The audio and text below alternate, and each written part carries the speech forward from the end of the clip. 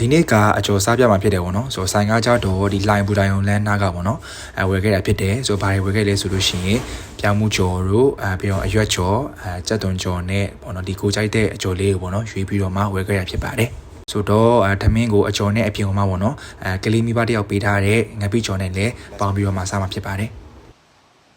တော့အရင်ဆုံးနေမယ်နော် first bite ငင်းကောင်းငပိကျော်နဲ့ဆိုလို့ရှိရင်အကျော်အောင်မလို့ပေါ့နော်ဆိုတော့တော်တော်လေးထမင်းမြင်နေလို့ပြောရမှာ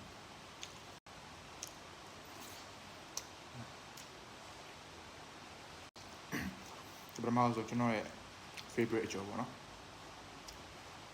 ဒီဟာပါဒီပါကျော်လဲနန်းကန်ကျော်မို့ခုပဲပေါ့နော်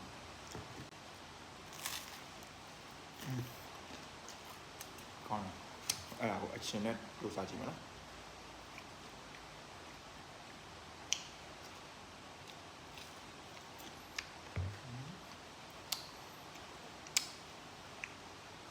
အမှန်တမ်းအချင်းကတော့ရိမ့်မကြိုက်ဘူးပေါ့နော်အဲ့ဆိုင်ကအကျော်စုံတယ်အကျော်တွေကြိုက်တယ်ဒါပေမဲ့အချင်းကတော့အကျော်ရဲ့ quality ကိုမမီဘူးပေါ့နော်ဆိုတော့အချင်းနဲ့တွဲစားလို့ရှိရင်ရတာပြတ်သွားတယ်လို့ခံစားရတယ်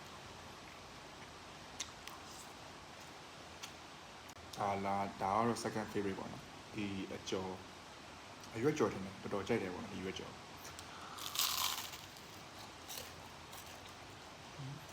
ကြိုက်ပြီမယ်နော်ဆက်ပူစားကြည့်လိုက်မှာနော်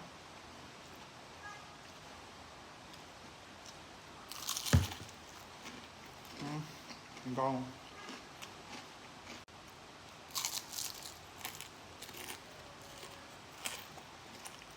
လူကတက်တယ်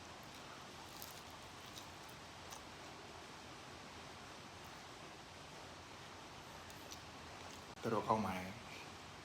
thank you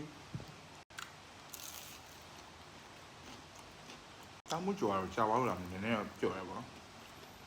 ဟုတ်ဒါပေမဲ့စားတော့ကောင်းပါတယ်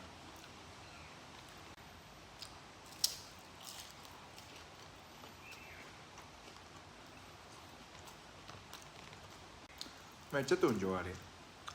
မွေးကားနဲ့ပူလိုက်တယ်လို့ပဲဒီတိုင်းထမင်းနဲ့စားရဆိုင်